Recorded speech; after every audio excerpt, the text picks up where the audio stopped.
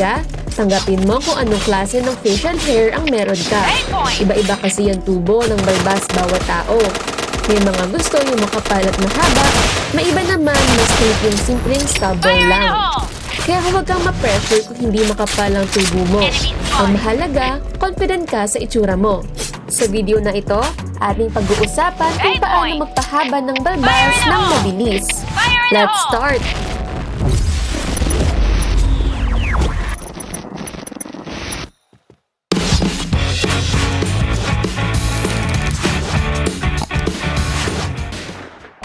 Onion juice o katas ng sibuyas. Kung gusto mong subukan ng natural na paraan para tumubo o kumapal ang balbas mo, baka makatulong sa'yo ang onion juice. Oo, sibuyas. Medyo amoy adobo nga lang sa umpisa, pero maraming naniniwala na effective ito dahil sa sulfur content ng sibuyas na nakakatulong para sa blood circulation at hair growth. Step 1. Kumuha ng sibuyas. Balatan ito, tapos tudkurin o i-blender. Pagkatapos, pigain mo gamit ang malinis na tela o strainer para makuha ang katas. Sa isang maliit na mangkok, haluan mo ang onion juice ng carrier oil.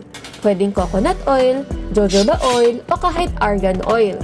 Dapat ang ratio ay 1 part ng onion juice sa 2 parts ng oil.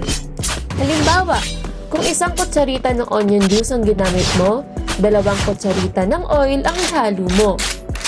Step 3. Haluin mo ng mabuti hanggang mag-blend ang mixture. Ito na ang homemade onion oil mo para sa iyong balbas. Gamitin ng cotton ball o mga daliri mo at ipahid ng dahan-dahan sa balat kung saan mo gustong kumapal ang balbas. I-massage ito ng ilang minuto para ma-absorb ng balat. Hayaan ito sa mukha mo ng 50-60 minutes.